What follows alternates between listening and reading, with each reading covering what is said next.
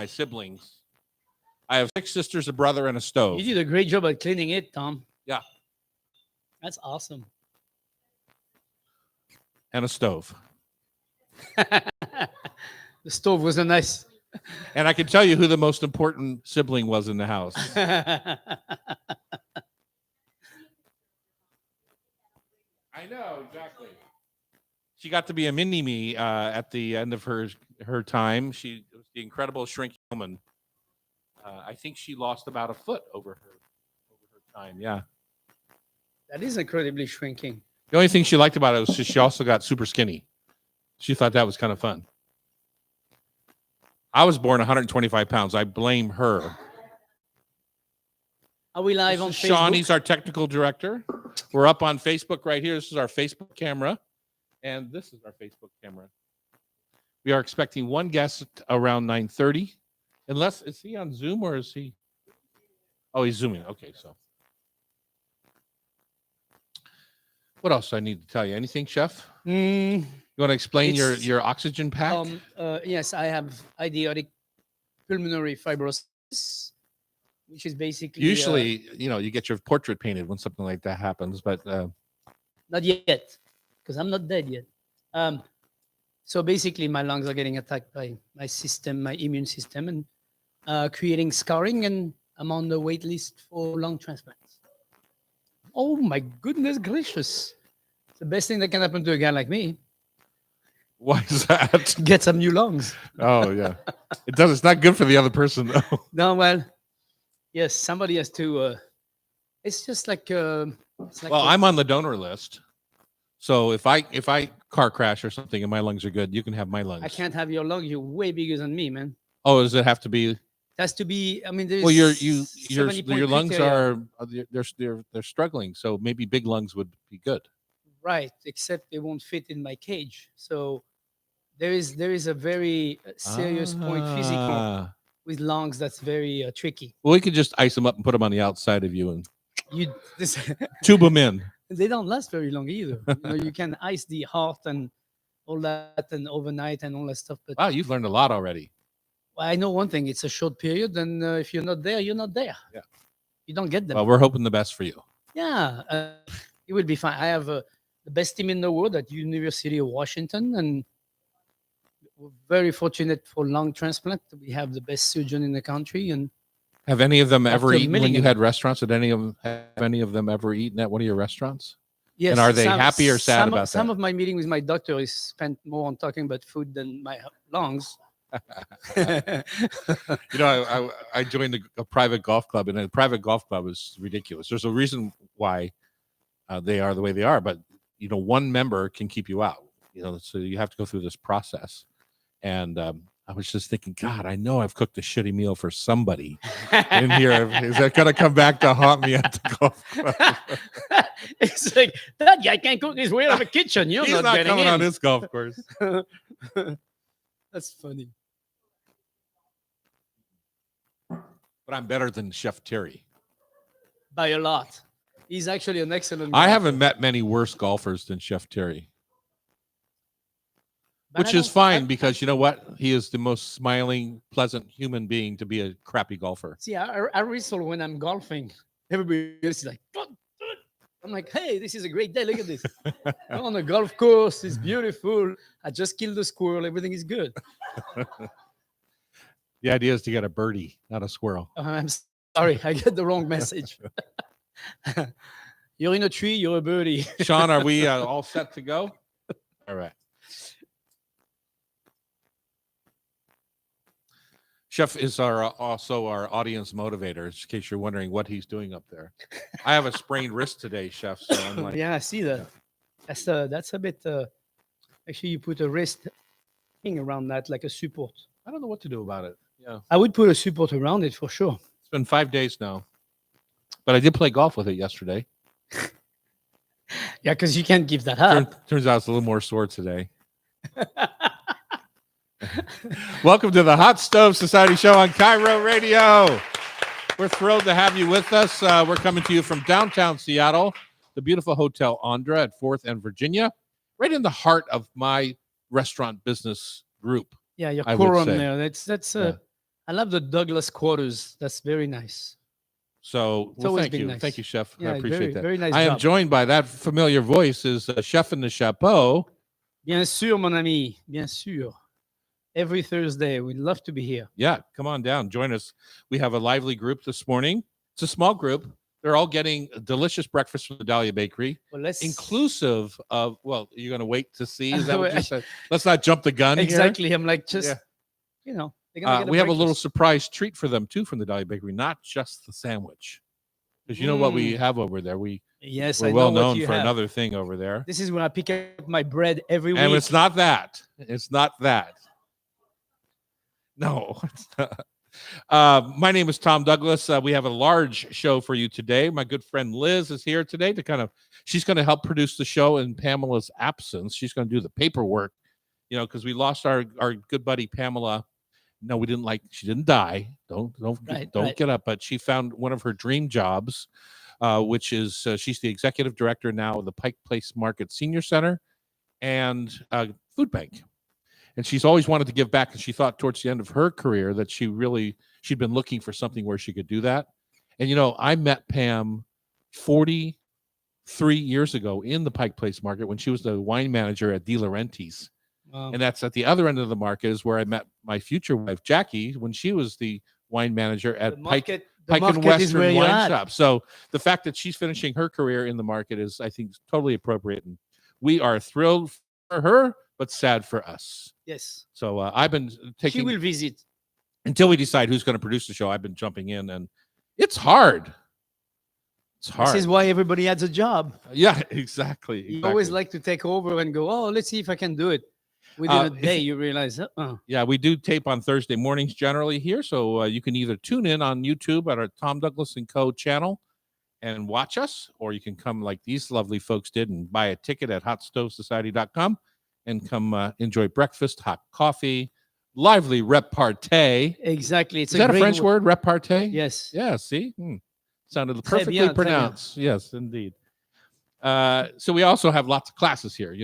Matter of fact, after today's show, I have a class at 12:30, a paella class with a group of 30 people. Oh, nice. Yeah, we're drinking Spanish wine. I'm going to be totally looped by 3:00. I'm just as it should be. I mean, we're at a time in our life where 3:00 comes quickly. Our partnership with Charlie's Produce continues cultivating fresh.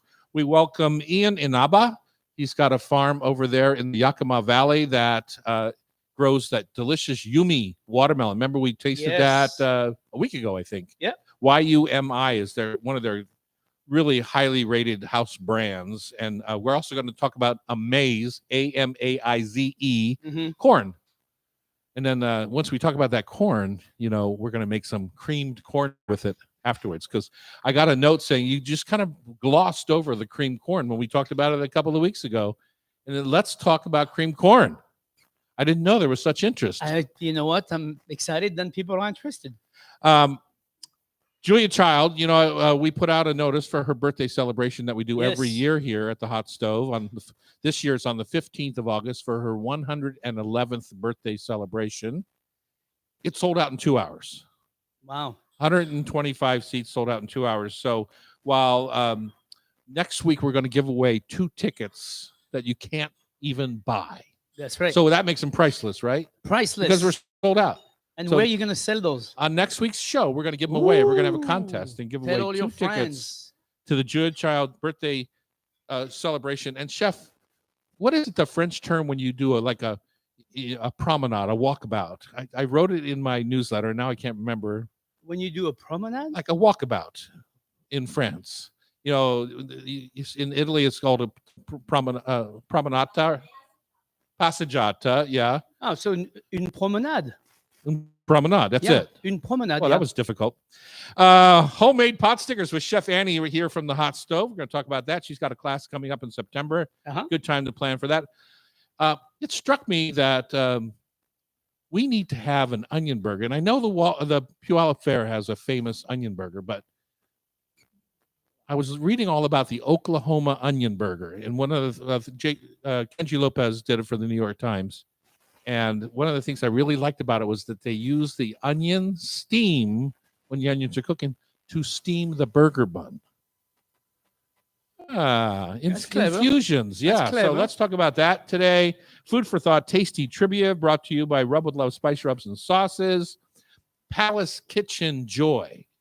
Oh, I got plenty of those. It has been such a treat to have the Palace back open again and to hear from folks what they love about the fact that it is open. And I have been humbled by the whole experience, and I want to talk a little bit about. And we need to let more people know that it's open, because every week I meet somebody and I go, "Oh yeah, the Palace." It's reopened. It takes time. I know. You know, we've been closed for 3.5 years. I know. So it's taking time, and that's fine. But I'm going to spread some of the joy that people are having at the Palace Kitchen. Cool. And finally, we're going to wrap up the show today with our Food for Thought Tasty Trivia Challenge, which is brought to you by Rub with Love Spice Rubs. What's your taste of the week, Chef? Well, Jeannie and Craig Kobayashi, dear friends, brought me a soup last night of bitter melon soup. Have you ever had that? I have. I had a bitter melon soup down at Tai Tung restaurant, old Chinese, Seattle's oldest Chinese restaurant. Yeah. I had a bitter I melon thought soup. this was- And let's just say I only had to have it once. Right. Yeah. I had it last night, and I tell you, the first bite of the first, it was, so they brought it to me, and it had 4 meatballs that were kind of like if you take a meatball and you stuff it in a zucchini kind of idea. That's what it kind of looked like. So it was that bitter sweet melon. Whew. If you've never had, it's bracing. it's bitter. Let's just say the word bitter is understated in that soup. Yeah. It's bitter, and bitter like real bitter. So the first slurp of that soup was definitely like, holy Moses, what is this? And that was definitely bitter. But after a while, especially with the meatball, it kind of tames the whole thing down. It was delicious, but extremely surprising at first. And it's kind of got like a hot and sour texture. You know, I think there's a little bit of cornstarch in there that makes it silky. Right. It almost or like like okra. Yeah. So almost kind of slimy on the vegetable. It's a taking. You need a You know what minute. they call that, Chef? What? It's kind of like calf's brains or something that you might serve Sure. that you think nothing of. It's an acquired taste. Correct. It's an acquired taste, and I acquired it.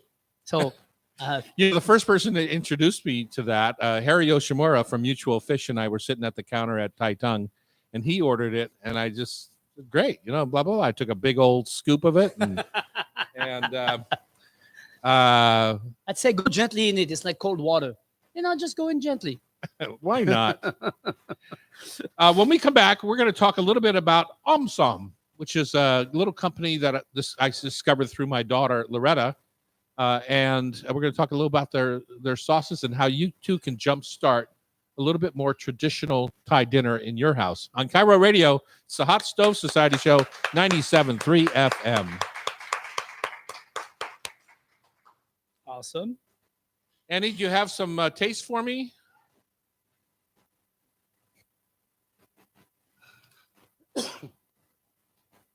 How was our timing there, Sean? Sean is our technical director. He's mean. Yes. And Liz is going to help me produce the show for the next few months. We're excited about that. What's your normal job, Liz?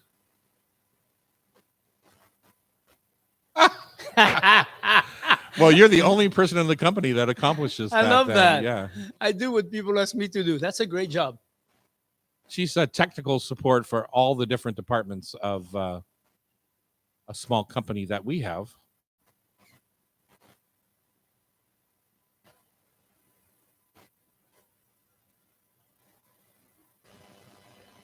Ryan, long time no see.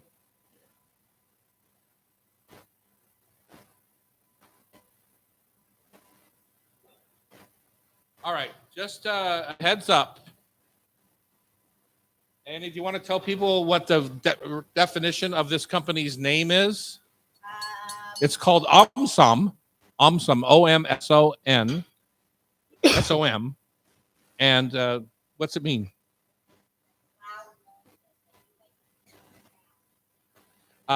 So translate that into sauces, and what does that mean?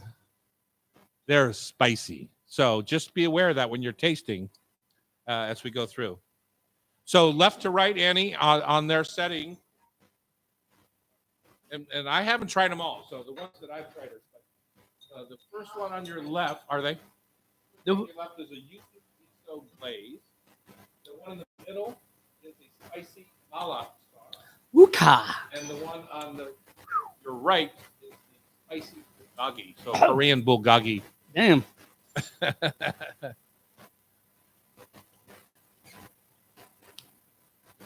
The last one tastes like ketchup with spice.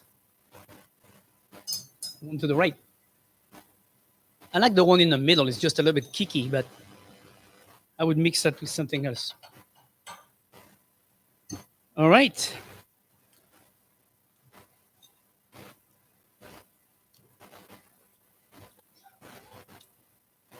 All right, let's see if I can find this.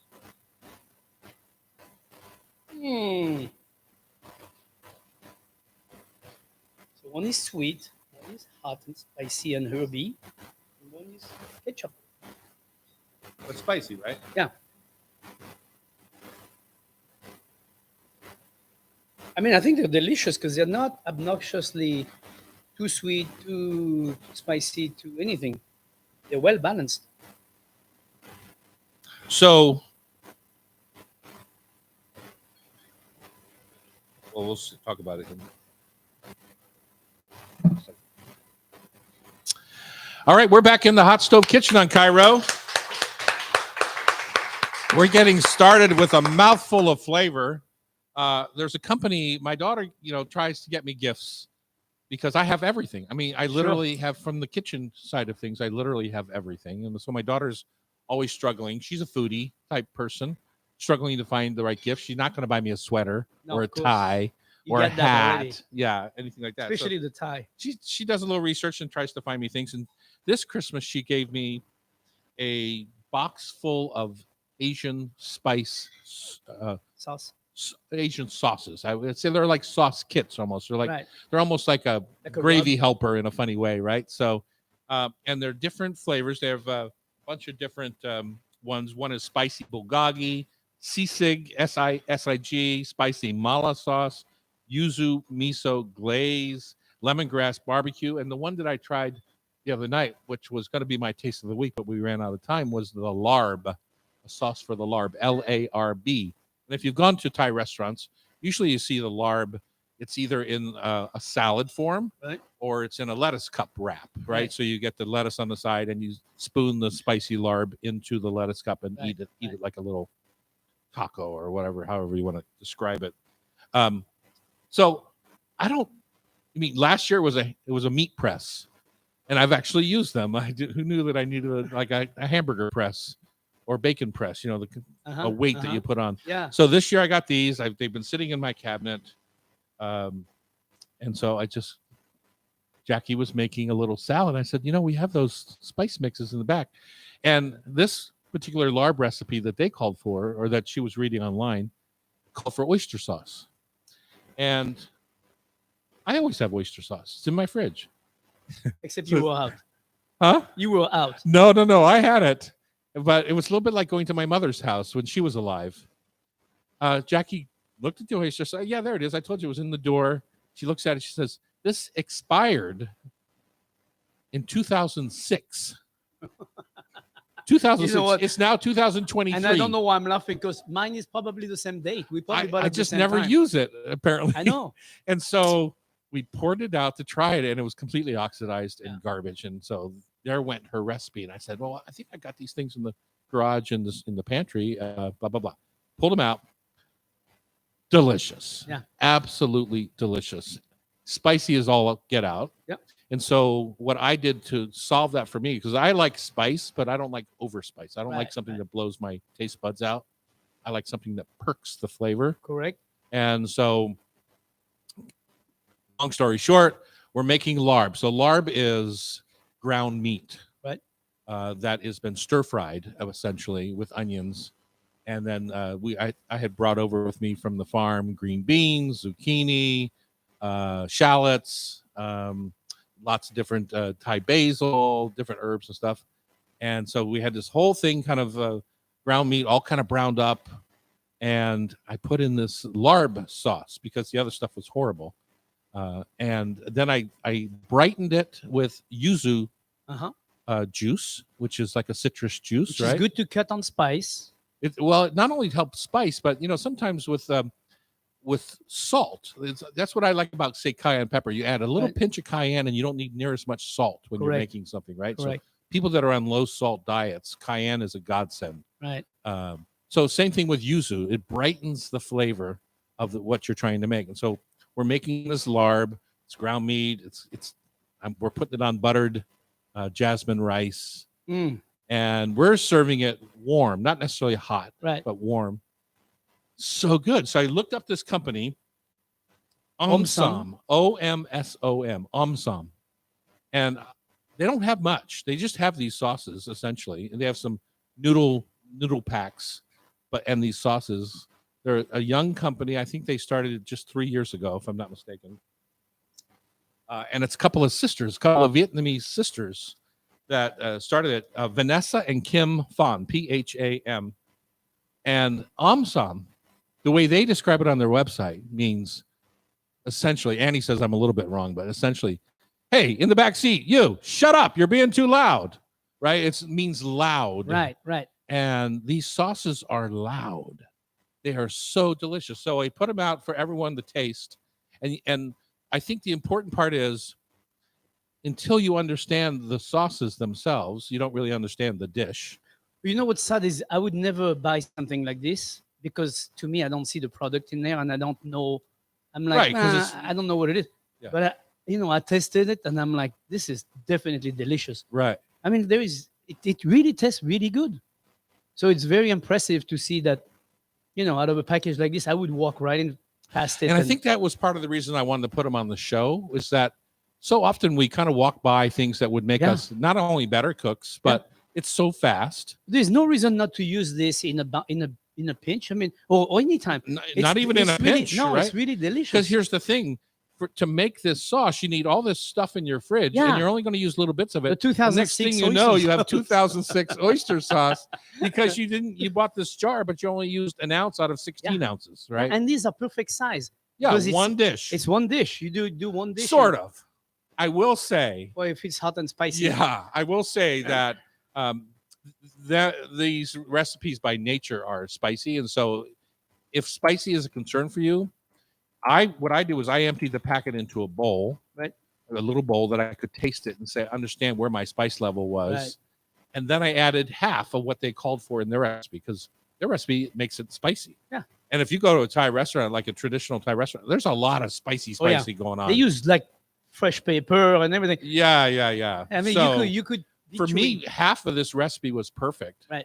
And then I just kind of doctored it up with a little bit of this and that gave me enough to have a sauce. Because if Yeah. you don't use the whole thing, you don't have the right. But if you put this proportion. in jasmine rice with some meatballs, I mean, it's gonna get Well, dissipated quite That's quickly. a super important point you just made, Chef. Is that you can't think about it the way it tastes right out of the package. You have No. to spread it out. I had 2 pounds of ground meat. Yeah. I had 2 onions. Yeah.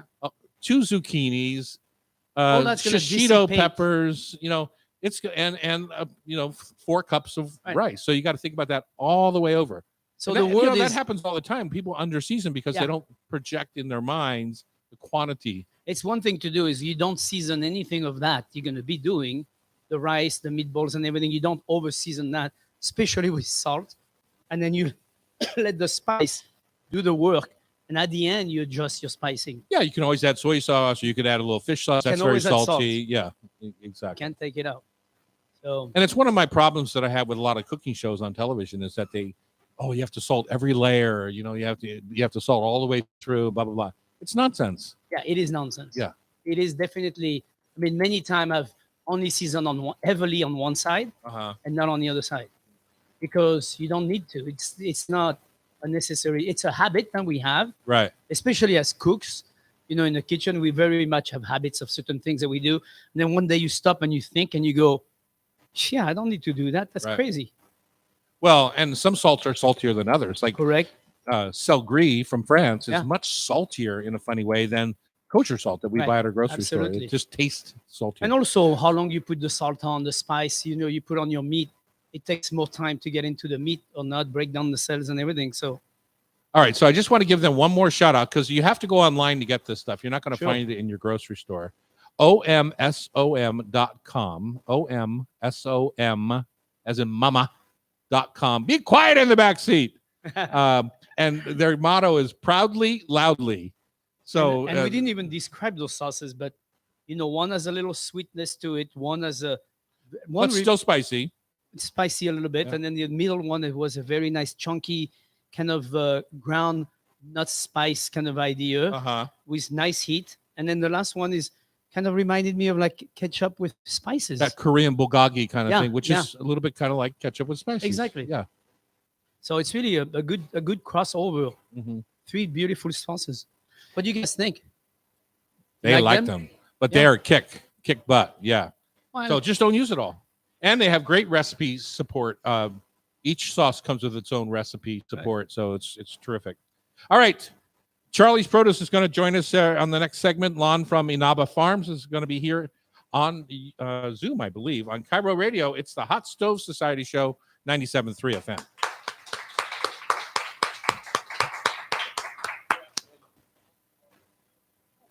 Hi, Lon. Hi, Lon. Good morning, Lon. Good morning. Talk just a little bit. No, we need to Hello? raise the volume. Oh, there we go. Here we go. There we go. Are you over in the Yakima Valley, Lon? Yep, I'm sitting in my cluttered office out here, right next to where we're sorting fresh sweet corn. Hmm. Nice. I was just there this Sunday and Monday at our farm over there in Prosser, and I was chopping wood. The firewood for the winter. I'm macho man chopping firewood, and Tuesday morning or Monday night when I went to leave the farm, I was exhausted. I'd chopped wood for 5 hours and blah blah blah. Did all my farm work. Sanding down doors, restaining this. There's always something. And took off for home. And forgot the 20 totes of apricots, green beans, Oh. cucumbers, all the stuff I was supposed to bring back with me. So at 5 a.m. on Tuesday morning, I had to drive back to the farm. No way. And I was back in my house by 11 a.m. to the farm. You've probably done that once or twice. You've probably made some long trips. Well, we've got lots of good folks out here that take care of all the hard work. I just talk on the phone and point and do whatever I need to do. You give the orders and Somebody's got to sell that stuff. So before we get rolling on live radio, you have sold your farm to the Yakima Nation. Is that true? Yes, we have. Wow, that's congratulations. Doing that whole process of beginning a business and then taking it all through to a sell is something that I don't think I've ever done. I've either been forced to close, like you were forced to close, right? You didn't sell your And business. actually, I did sell Luke. Oh, you did sell Luke. That's Yep. right. Congratulations. Yeah. Thank you. Sounds like you still work there, though. Yes, I'm the general manager out here. My brother Wayne and my sister Diane are still here. So we're trying to transition the farm over. We have a lot of really, really good key employees that they do all the work. All right, we're going to talk about that for just a second, but we really want to know about the watermelon and what makes your corn so special, all that kind of thing when we get into our segment. Okay, is everyone ready? Looks like your breakfast just came over from the Dahlia Bakery.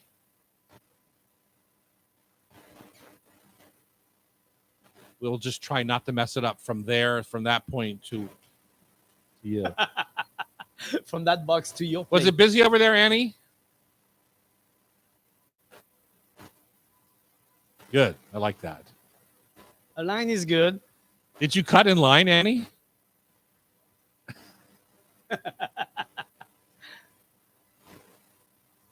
I'm a VIP. Oh, great. So now I'm in trouble. You always knew that anyway. At least that's what you've told me. Okay, Chef, you ready? Ready? All right, here we are back in the Hot Stove Kitchens. We're joined by Charlie's Produce, as we do every week, talk about some hot, delicious Northwest grown product, generally Northwest. Sometimes we get to Northern California or someplace like that, but generally a Northwest product. We have Lon Inaba from Inaba Farms over there in the Yakima Valley. Welcome to the show, Lon. Welcome. Thank you. Congratulations. I understand that you are in the middle. You're the general manager of Inaba Farms, but you're also in the middle of kind of transitioning out of being the owner of Inaba. So that's good for you. Yeah, congratulations. Thank you. So tell us about Yumi brand and the watermelon that we have two items to discuss: Amaze corn and Yumi watermelon. And the Yumi we had a couple of weeks ago when Laura was here and brought us in a big. It's really delicious. They stuff. call it black watermelon, but it's really a dark green. Yeah. And so tell us about that watermelon and how you've come to grow it and what makes it different than, say, a watermelon that I might grow, say, over at my farm 50 miles away. Well, the Yumi watermelon is a black organic seedless watermelon. And, we've been in business for 100 years. And so we've dealt with Charlie's for a long, long time. And so we started selling them as the black watermelons, and Charlie's picked up on it and they really liked it. And so they branded it. And now we put them in boxes for Charlie's Produce. So when you're growing a watermelon, Chef, you've seen them in the fields, right? Sure. They're just out there, these big honkin' melons, and You need lots of room to grow watermelon. You do, and they're so beautiful. You just want to cut into them. How do you know when to pick them, Lon? That's the biggest question I get all the time, is like, whether it's cantaloupes or watermelons or whatever. How do you know when that watermelon is ripe and ready? Do you have a refractometer that tells you the bricks, or what do you do? We cut them open in the field. You just cut them open. That's and- simple as that. Well, when you plant pretty uniformly. And so really once you start finding good watermelons and we just cut a bunch of them and when they seem to be pretty good, that's when we get them. My guys are really skilled at selecting, and so they're probably better than I am. And they will go out and you kind of look at the color, you kind of look at the size, and you thump them around. But in reality, it's not that easy. I wish we could find something that would help us to determine that. But really, the best thing is, when a good portion of them are ready, that's when you cut them. It is kind of funny to walk through a produce section and see everyone kind of banging on the melons, trying to decide what their family has been telling them all their lives makes a ripe melon sound. Oh yeah, and there's a lot of theories out there, but I've never really found. There is no better Great theory than way. cutting it in half. Yeah. And that's why, I always say, if you go to if you're going to shop for produce, if they're not willing to give you a taste, Right. probably I would shop someplace else. Yeah, exactly. I mean, they're not going to whack open a whole watermelon, but if they do whack a watermelon, they'll generally just sample it out. Sure. I don't know in COVID days, but certainly But it's before a they would sample the whole It's thing a out. smart way to do it, especially with melon, peaches, apricots, and fruits that are in season right now. That's definitely a good time to do that. So, Lon, you've been growing these a long time.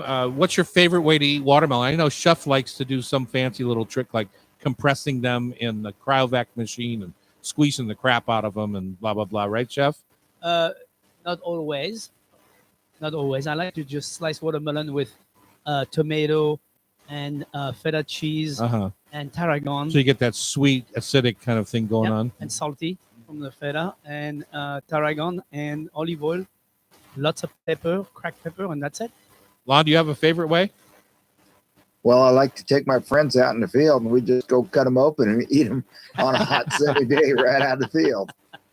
Do you like, is it a mid-afternoon snack? Because, they do change temperatures with the temperature Yeah. outside. So, like this morning, when I woke up this morning at 3 a.m., it was 58 degrees out. So your watermelon would be 58 degrees. Yeah. Do you like to eat them cold, or do you like that mid-afternoon sun when they just are kind of warm and syrupy? Well, if you hit them about midday when it's going to be about 80 or 90 outside, those melons are still nice and cool. Yeah. And that's the best. So refreshing.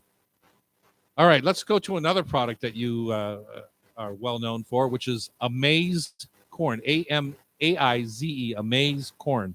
Can you tell us a little bit about that?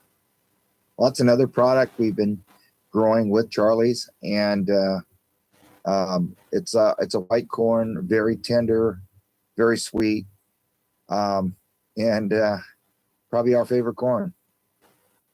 So, is there a trick to how you grow it? Tell us more about the process and what makes it different than other corn? Because I see a lot of corn over there, but it's mostly silage corn. Well, the process is to keep it cool as soon as possible, and so within an hour of harvest, it goes into a 35-degree hydrocooler. It's a big ice water shower, where it spends about an hour, and we drop about 25 degrees right off the top.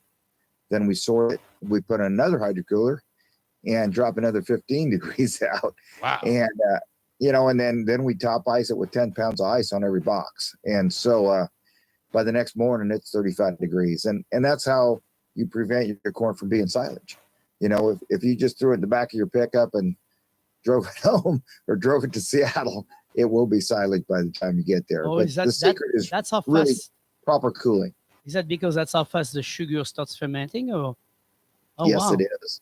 I didn't realize it was that fast. I didn't realize that either. So, Oh, wow. I never realized that. when people say you should eat it right off the stalk, Yeah. they're serious. You can literally peel that husk back in the field and take a bite, and you'll get it at its best, at Right. its peak.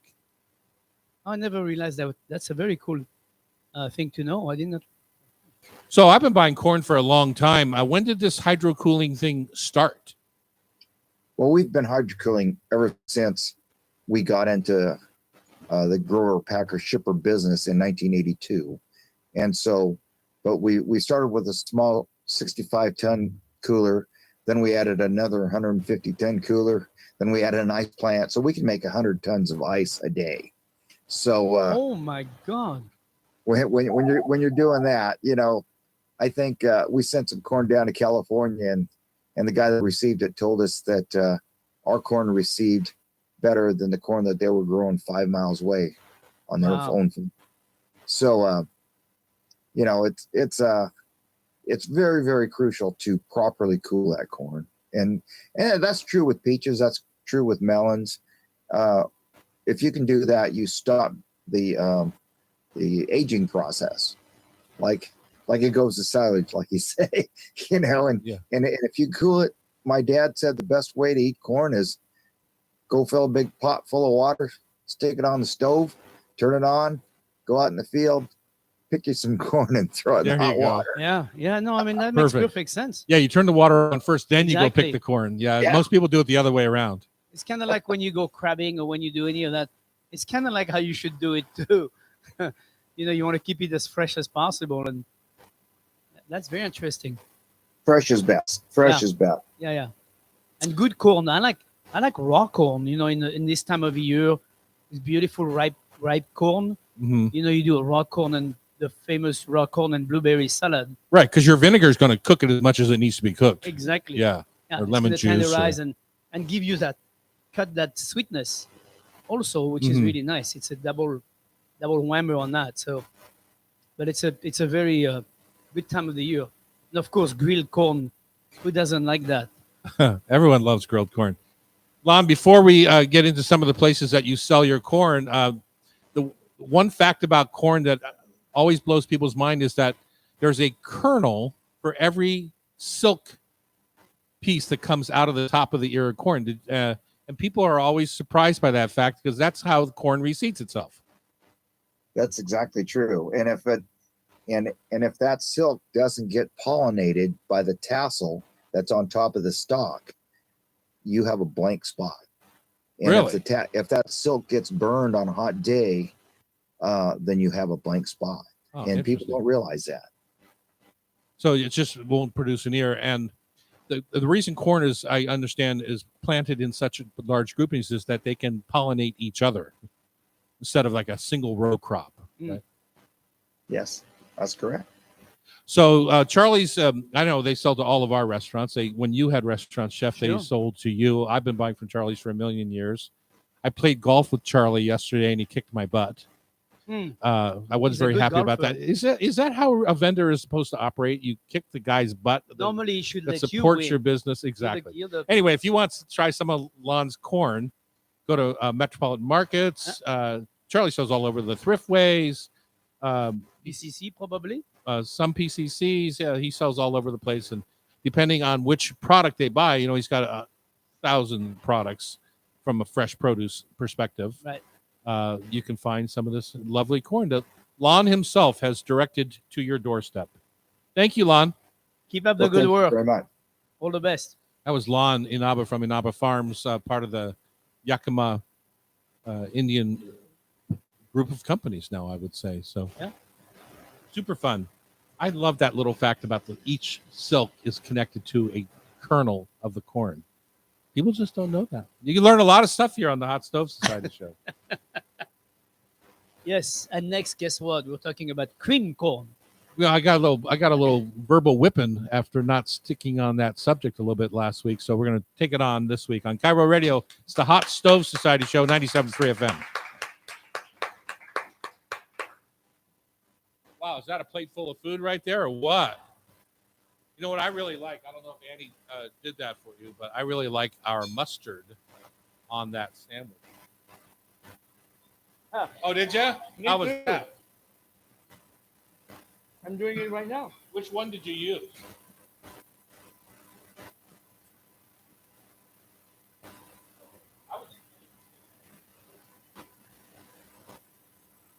I'm a miso nut.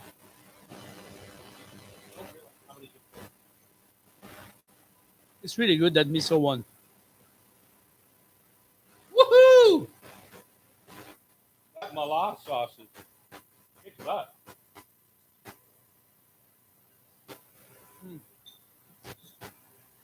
It's good with that sandwich. You can see, because of the intensity, how they would spread out over a whole dish. These don't seem like very big packets, but they pack a punch. And like I said during the segment, that packet's done now. That's not going to sit in your fridge for another year until you want to use it again with like all the other ingredients. Ah, that middle one. What? Oh, you put some on. The middle one is a. So the prize was the mochi donuts. Those are an unfried, gluten-free donut. That we call it our victory. I don't know what.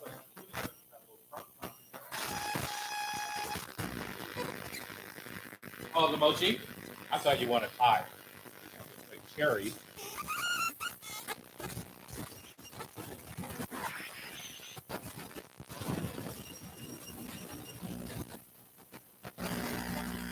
I leave the show every week.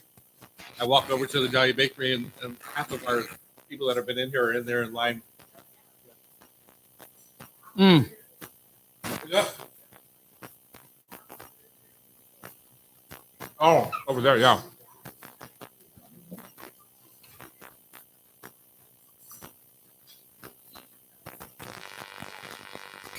Our peaches last year, our best peach tree, we had decided, let's just say it was Wednesday, and we're going to go, okay, told the ladies that we're going to pick on Thursday. We go down, somebody had stolen all of our peaches. Literally picked the tree clean. Those Who are does that? Those thieves are very hard worker, man. It's like picking peaches overnight. It's like, They left the ladder still up in the tree. And so this year, when I drove out on Tuesday, they were starting to get that blush. And our apricots are spectacular right now, but I want to put a security cam on my peach tree. I got an idea. Take a bunch of bottles, break them down into small pieces, put them all around the base of the tree. Bottles? Yeah. Broken glass. I don't know. Annie Lennox thought that was a pretty good idea. That's funny. Liz, how's your breakfast?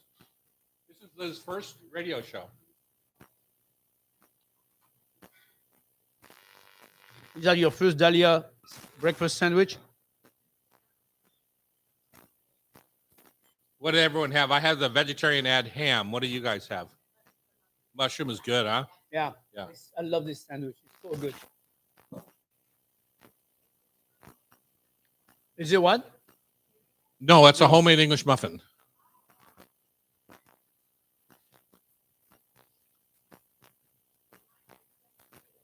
Did it? I don't know what that would be. It's the best breakfast sandwich in the city. But it's one of the funny things that people don't know about the restaurant business when you're trying to be artisan. Just like when we had our biscuit bar over with Serious Pie. And what is that? Is that your machine talking to you? She has a radio. Oh.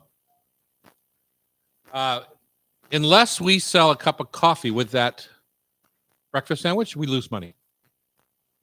Isn't that funny?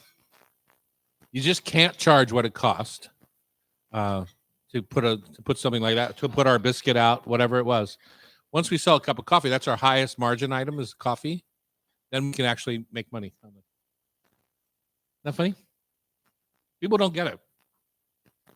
I'm not crying the blues. That's the business I choose to be in, but I'm just saying that's the reality. Well, you got It's like the restaurant. You have to sell the glass of wine or you have to sell the martini in order to make money on the dinner. Right.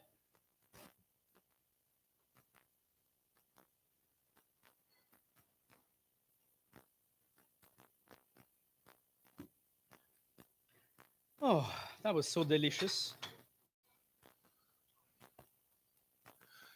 All right, here we are back in the Hot Stove Kitchens. I'm Tom Douglas. And I'm Terry Roturo, the chef in a hat. Chef, we just got off the line with Lon from Inaba Farms, who sells to Charlie's Produce. Yep. And he was telling us all about his Amaze corn that right after they pick it, within an hour, it's down to about 35 degrees. Yeah, which is a very interesting process. I had no idea they were all doing that. That's amazing. So when I drive through the valley to my farm, all you see are these cornfields, but they're all Yes. Ripe and ready to go. No. What's the word I want? I just used it. Yeah, I know. That's funny. It's just silage corn. Silage corn. So let's go back. Sean DeTore, if you could fix that for me, that'd be great. When I drive through the valley, I see all these fields of corn, and I think we can't possibly eat that much, but it's all dairy corn. It's all silage. Right. So that particular corn, they take and they grind up the stalk and the ears right in the field into trucks, build mountains out of it with tractors, right, and cover it with tarps, put tires on top, and those are the big mounds that you see throughout the valley. Sure. And they let it ferment there for a year and a half before they actually. Wait, that long? Oh yeah, before they actually feed it to the cattle.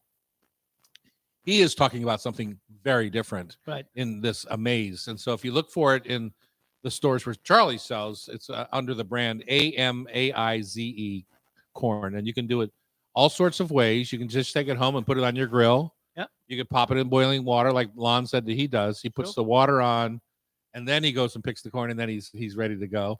So you're eating it within 10 minutes of being picked. Or last week I talked a little, or maybe it was 2 weeks ago, I talked a little bit about creamed corn. And we had talked about the cornbread pudding recipe that we were making, and it called for all sorts of canned products into making the cornbread pudding. Right. And that kind of freaked me out. So I just was looking at different ways to substitute those ingredients with fresh corn. Right. Right. And so one of the things in the cornbread pudding recipe was a can of creamed corn. And so let's just, you and I, we're chef types. We can figure this out. Sure. Let's make our own creamed corn. Maybe not necessarily that we put in cornbread, but we can make a double batch and use some in cornbread. But I love it straight up. Sure. So there's a couple of ways to do it as far as I'm concerned. Go ahead. You want me to start? Yeah. Okay. So you got your ear of corn. You just literally take a knife. I use my little serrated knife, and I take the kernels off. I have a pan started over here on the stove with some shallots that I like to toast to a light brown. Cream that I reduce by about a third. Sure. So it's thicker than usual. Whatever fresh herbs I have, tarragon, thyme, anything, even rosemary, anything works. Right. And then I put my kernels in and I cook for 3 minutes so that my creamed corn in that scenario, it's got texture to it. It's got, you can see the corn kernels and it's all that. The other option is to take that very same ear of corn and I get out my grater that I literally grate my cheese on. Right. and I run the cob along the grater and just shred it off of the ear. So now you don't see the kernels anymore. Correct. It's all kind of ground up as you're going. You do it in a bowl and you run the cob right off of it, and all the starchy corn liquid comes, the milk, right? Comes off the cob. And you've got almost got, without even doing anything, you've almost got cream corn in your bowl. And you could, if you eat it like that, it's certainly edible, but the outside casing of the kernel doesn't break down. So if you were to put that mix into the reduced cream and the brown shallot and the herbs, it only takes 1 minute to cook. And you have creamed corn. It's almost a little bit more like grits than it is like the whole kernel creamed corn. So it's a super simple process.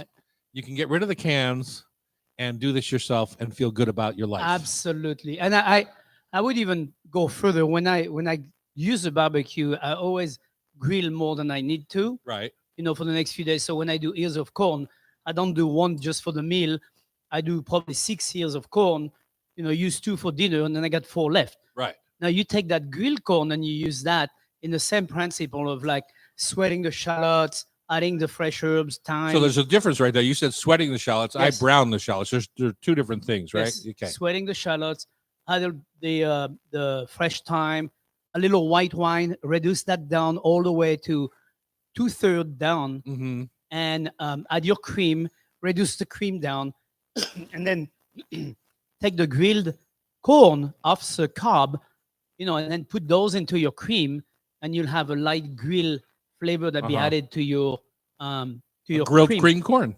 Yeah, I mean grilled cream. Well, go say that twice. Grilled cream corn. Grilled cream corn. Exactly. Yeah, and I think it would be a nice addition to the. And then of course, in the end, a little bit of that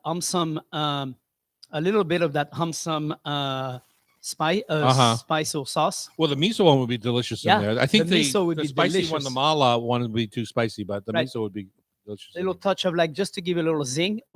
And if you don't have the Omson sauce, you could use a little lime juice, just a tiny bit of lime in there at the end. I would give a nice little zing to your sauce as well. So another option would be, so you've got your cream corn, you've made it. Now you've got twice as much as you need, which is it's a good problem. Yes, right? Of course. John Lewis would say, good trouble.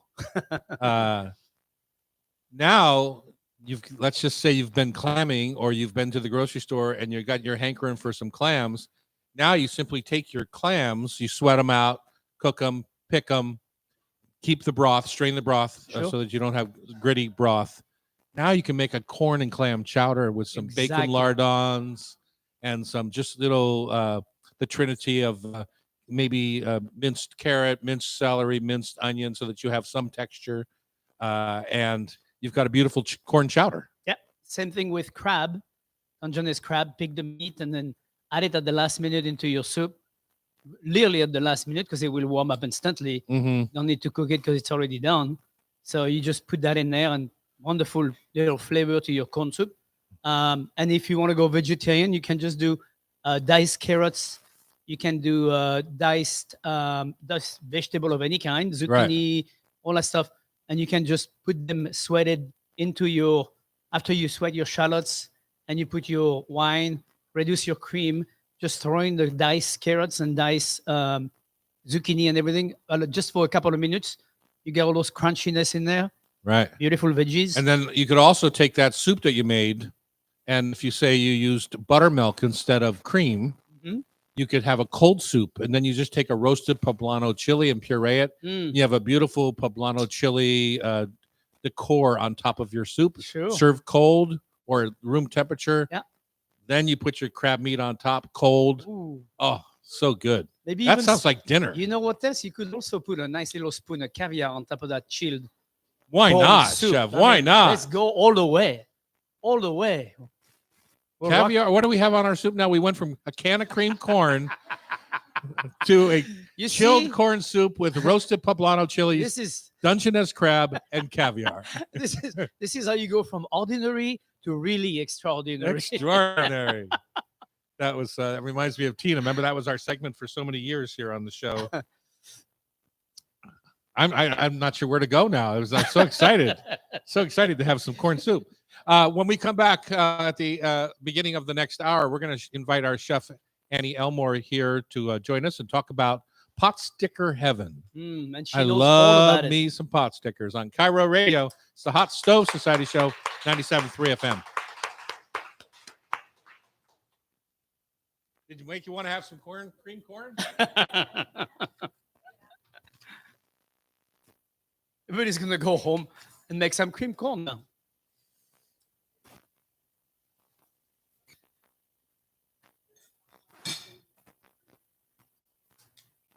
Oh, that's very sweet. Hey, I put your wine in the fridge and the other.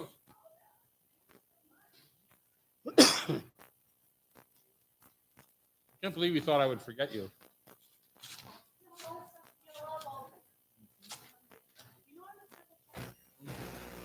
You know, Ooh. I can't slide anything by her. one great thing about having 100 emails is that 30 are from Kat, and they're all the same thing. Remember, you have to be here at noon tomorrow.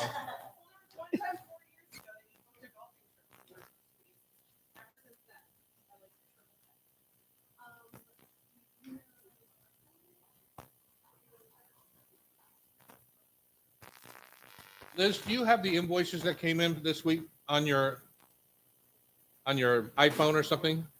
So call Carol and ask her to look at that Elliott Bay invoice to tell you the price, and then we can work from there. I'm not sure. I told him to pick me too. No, Carol knows. She was there this morning when I got there. What was your favorite thing so far? Did you eat it all? You're taking a little pause.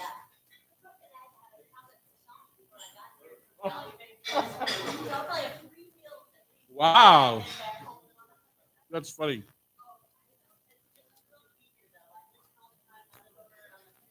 Oh, do you? What ferry did you take to get into the big city?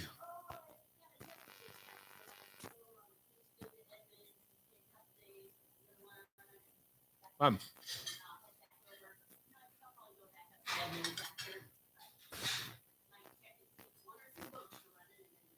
Yeah.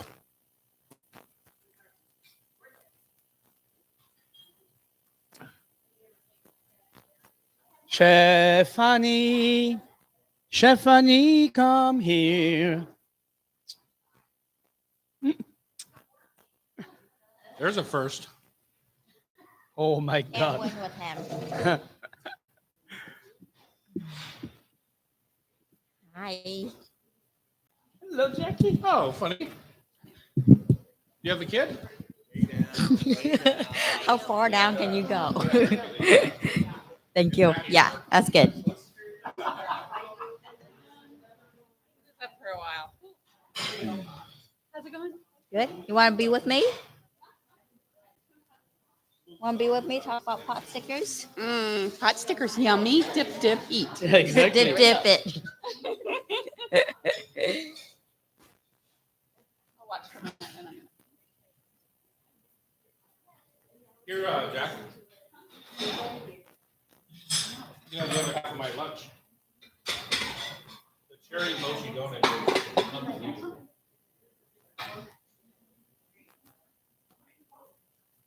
Only a 40-year marriage would somebody walk into a half-eaten breakfast. I know.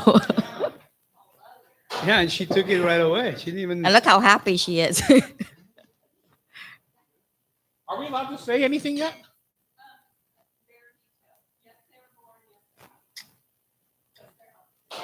Whoa!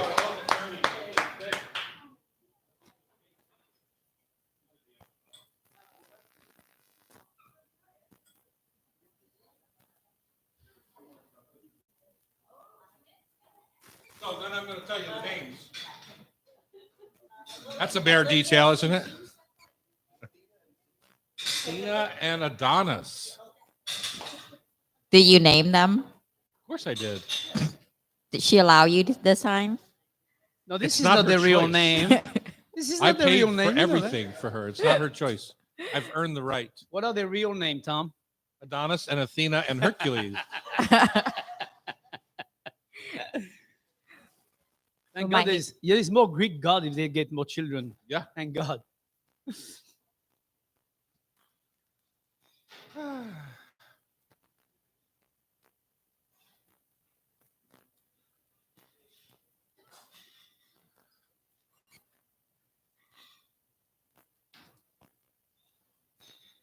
Everybody but me does double-sided, and I can't handle it.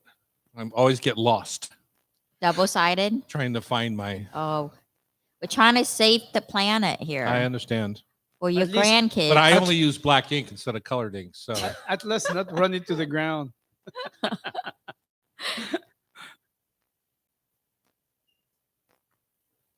I think you're trying to tell me something, Tom.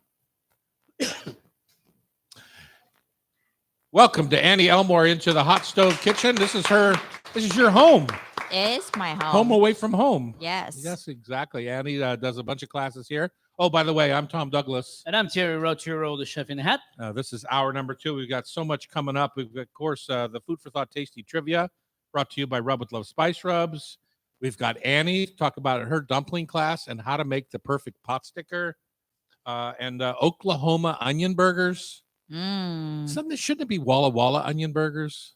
Let's Well, change this around a little bit. we can definitely use Walla Walla when you're making Oklahoma. Yeah, we're going to steal some ideas, but then we're Exactly. going to rename it under our own brand. Here we go. Okay, because this is a Kenji Lopez alt idea that he stole from Oklahoma. Yeah. Yeah. So we can use Walla Wallas. And I was going to spend a few minutes on Palace Kitchen Joy, and you'll have to just listen in for what that's all about when we come back for that segment. But let's jump in right away with Chef Annie here. Annie, you are the pot sticker queen. You have little fingers, and you can make the most perfect dumplings that I do. I cannot do. No, you I cannot. try really hard, but my fingers are too big. Yeah, it's funny when I look at her hand and I your mean, hand. come over here for 1 second, and maybe the people on YouTube can actually see this. Yeah, it's Yeah, it's exactly.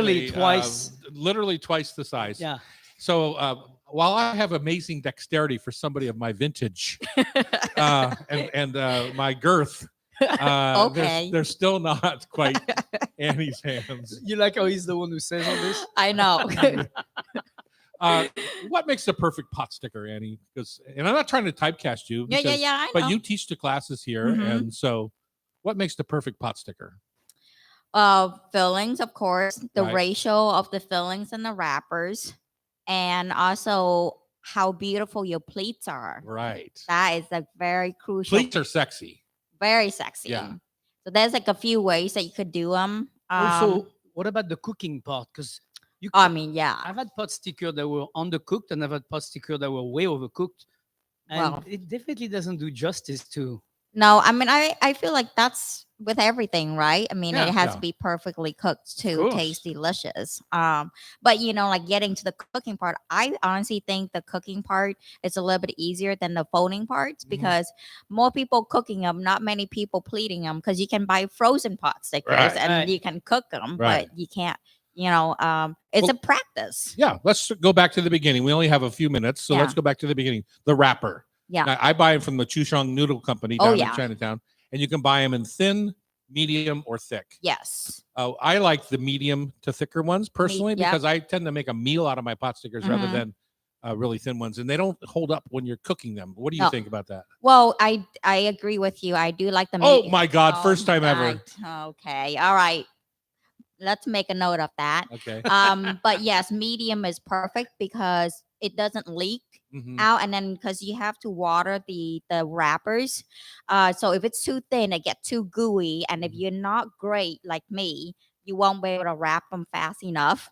Then it get too mushy, and Right. yours just look like a mush. Right. But if you're Um, making wontons, it's a little bit different because you're taking those thin wrappers and Mhm. you're popping them in the boiling water. It's just Exactly. almost like as you're making them. Mhm. Yeah. Yeah. So I mean, So it's a that's- different thing. Yeah. Yeah. So like for boiled dumplings, Mhm. the thinner wrappers is perfect Mhm. because like sometimes like Szechuan, you see they boil it, they mix with like chili peppers and stuff like that, oil, Mhm. and you just eat it plain like that. that's great. But for pan searing and stuff like that, you're gonna need medium. And also, if you're a beginner, I would go with medium as opposed to thin. Right. And then when you're like an expert like me, then you can go to thin. Okay. So let's go to the fillings then. Is it Yeah. like ravioli where they have to be super dry, or can they be a little bit more moist? The filling themselves, because you're not adding breadcrumbs. No, no. Like a ravioli filling, say. Yeah. Honestly, it doesn't have to be super dry. Mhm. Because the meat itself gonna release the juice anyway. And we do have soup dumplings too, you see. So they Right, add right. gelatin broth in it. Mhm. So technically, no, it doesn't have to be dry. Okay. It can be a little bit But juicy. soup dumplings aren't pot stickers. No, but it's still a type of Yeah, dumpling, you yeah. know. But that's what I'm saying for the filling. It could be a little bit So, juicy. what's the exact difference between a dumpling and a pot sticker? Well, they're all dumpling. They well, are dumplings. Yeah. Yeah. Okay, but so that's the what. pot stickers are how you cook it. Yeah. It Right, literally right. cooks to the What is a pot. pot? Yeah. Yeah. Got it. Mhm.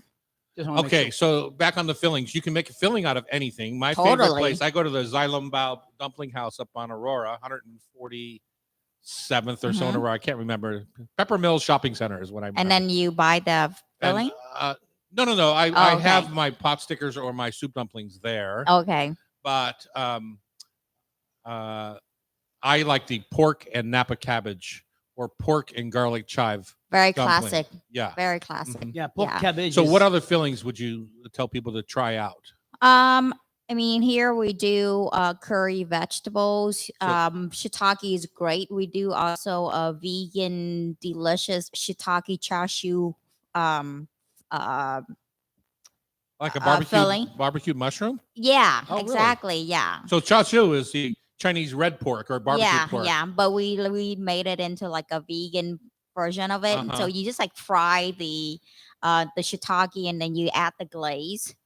Yeah. So it's super again, like you know, going back to it doesn't have to be dry. It can Right. be a little bit saucy in Right. there. and spinach and tofu. You're gonna do. Yeah, that? spinach, it's great in there. Tofu's good in there. But you do have to wring the spinach out a little bit. don't you? Totally, Yeah, you yeah. can't just be No. like a Right, wet and right. saute. tofu, we like to press them overnight too, Mhm. or you can slow dry them in the oven, and you can even add a little bit more of that texture in it too. All right, so our pot stickers are all folded, pleated beautifully. Mm-hmm. If you want to get a picture, we'll post one online of one of Annie's. You're doing a class on the 26th of September, right? Yes, and that's the day of the National Dumpling Day. Ah, It's my That's- birthday, Is 26th of it? September. Or maybe Yeah. you should come and eat some Yeah. dumplings. Celebrate with dumpling. Absolutely. So- Yeah. so let's cook them real quick. So we've got a hot pan on the stove. We've got Mhm. some vegetable oil in there, canola or something like that. Yeah. It's, And then you neutral. take your raw dumpling mhm. and you pop it right into that pan. Yeah. Is that right? And then what? Yes. I mean, pans has to be hot, and then you want to get super nice brown on the bottom, not golden brown, brown. Brown. Because Yeah. once you add the water, it will steam and the browning stop.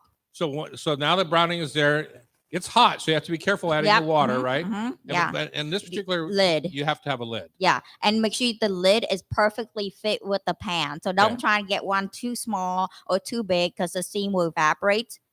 And all you have to do is now achieve cooking the wrapper essentially Exactly. because the filling is already cooked. Yep. Well, Exactly. not all of them. I Not guess. all of them, but yeah. And so then you pull the lid off and let the rest of the water evaporate.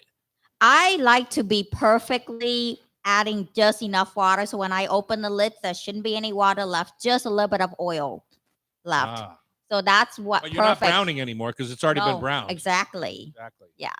So delicious. Yeah, I'm but gonna if you come a- take your class Oh, you should. for like Sounds the like it. 50th time, and maybe this time I'll be able to. Maybe I can't talk crap about you then if you're in class. Who is this person? Okay, Annie, then. Thank you so much for Yeah. being here. National Dumpling Day, September 26th. It's Bridget and Annie, East meets West in dumplings. Yes, Because every culture's got a dumpling. Just Oh, like every absolutely. culture has a meat on a stick. for sure. Coming up next, we're inspired by the Oklahoma onion burgers, and we're going to make them our own on Cairo Radio, the Hot Stove Society Show, 97.3 FM. Beautiful. Can't believe you clap for her. Can't believe you clap for her. Way to go, Annie.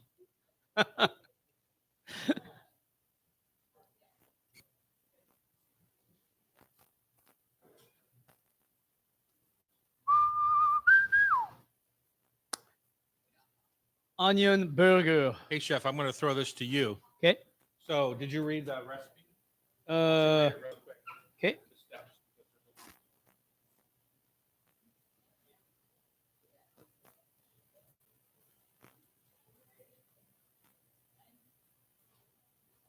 Liz, how are you feeling so far? Does it make sense what we're trying to do?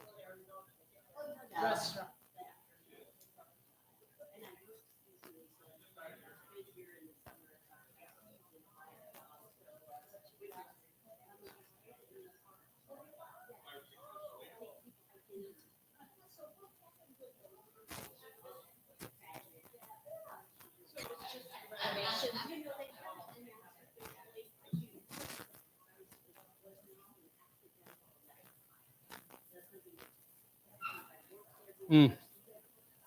Yeah, I wonder what that steam bun does.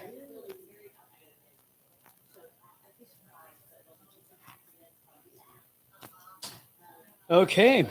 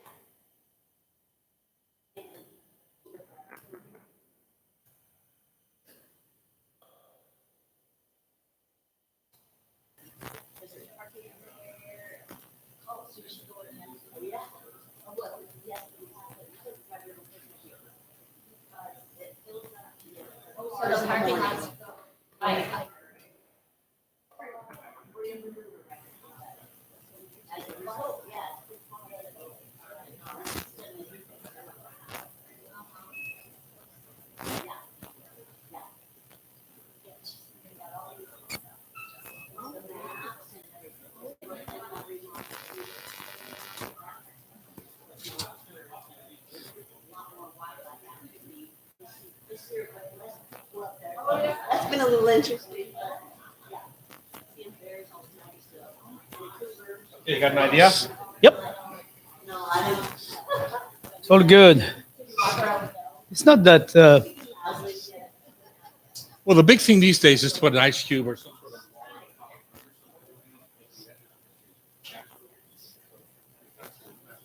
Right. Right.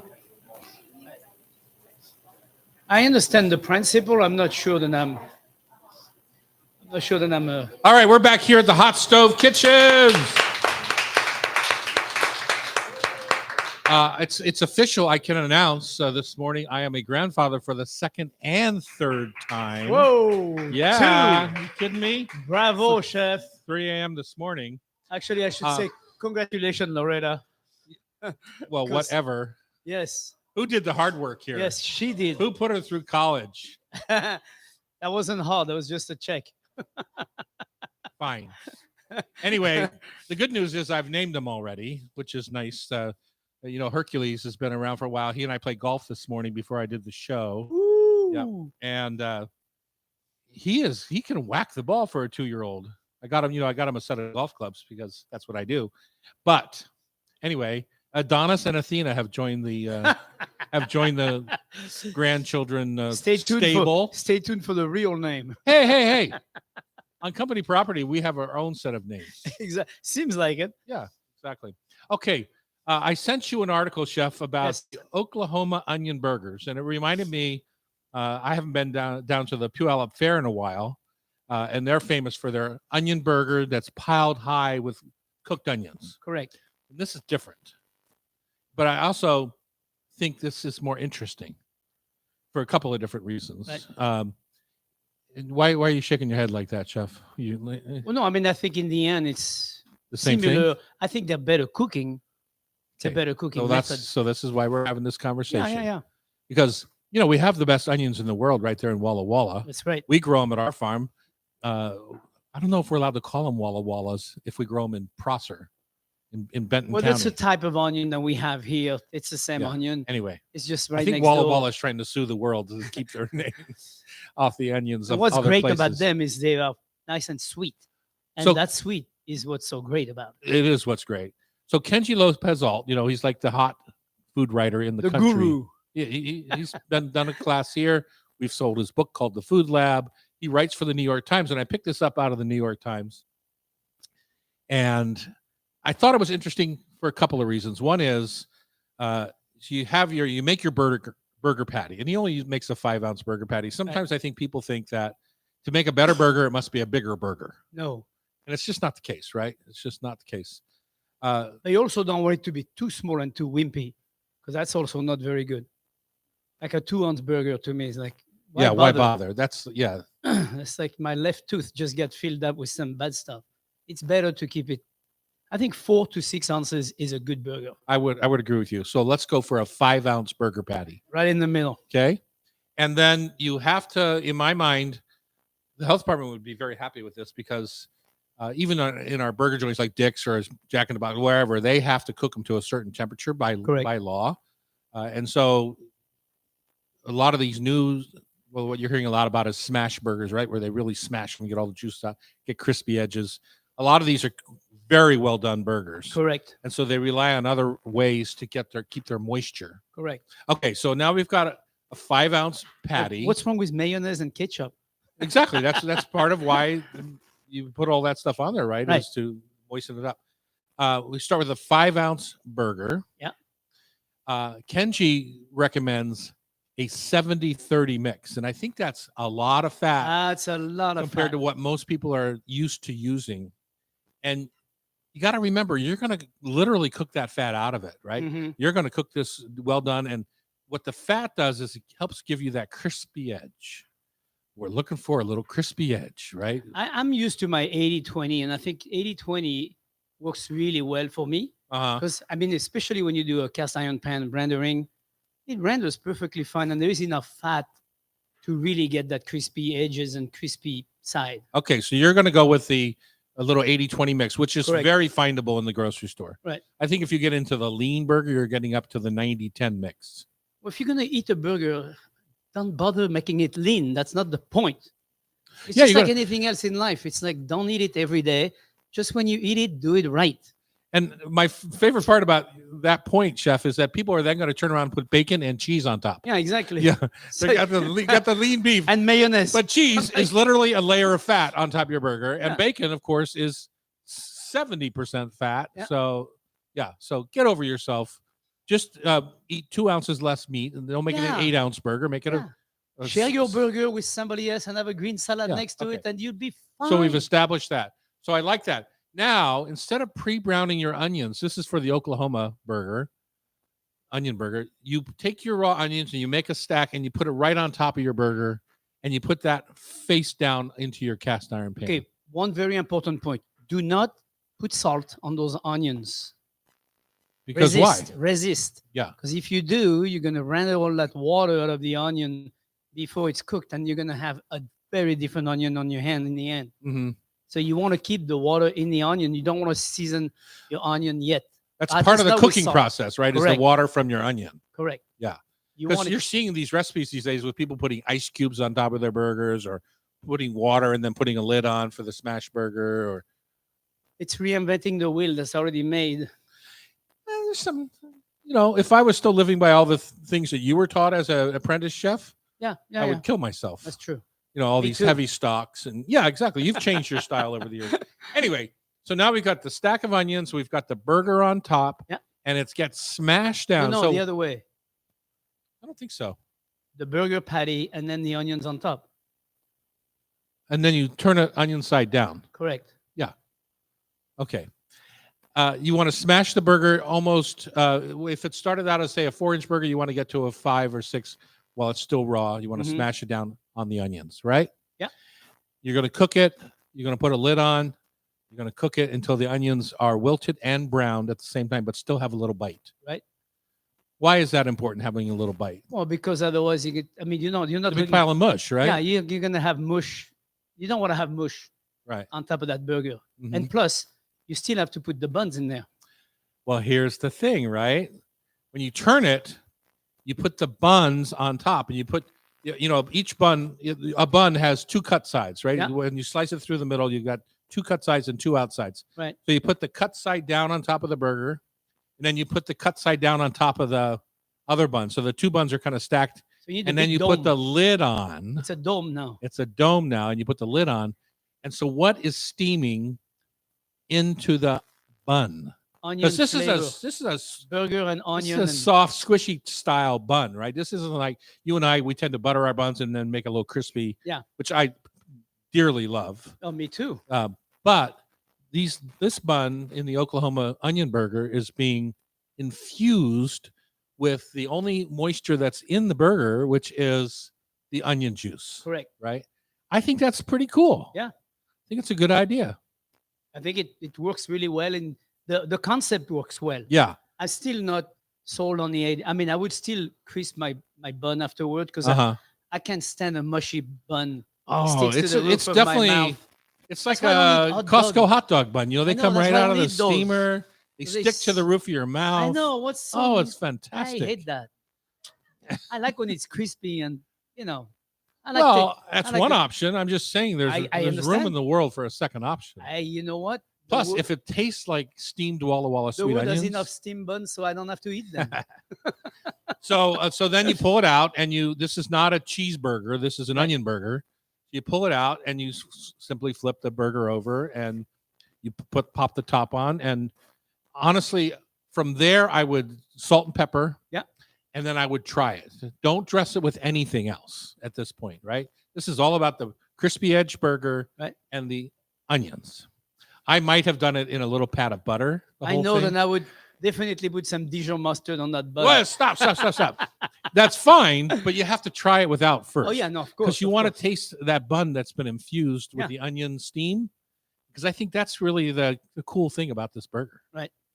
No, it definitely shines the onion for sure. Uh-huh. I mean, and that's the idea. It's an onion burger for a reason. So if you don't like onion, just pick a different burger style. Yeah. That's like I tell people when they're having crab cakes. If really the only crab you can find is in a can in the non-refrigerated aisle of the grocery store, pick something else for dinner. Don't try and make something out of Exactly. terrible. If you buy crab that's in a can and not refrigerated, you should just eat something else for Yeah. sure. For sure. Not worth visiting. Would you try this recipe, you suppose? Yes, I would try it. I would try it because I'm intrigued. You are still, But I I can would- hear in your voice you're skeptical, But I would definitely crisp my bun. I mean, but you have to try it the other way first. Coming up, Palace Kitchen Joy. see, that's a burger. That's a burger. great burger. Well, we can talk about that when we come back on Cairo. It's the Hot Stove Society Show, 97.3 FM.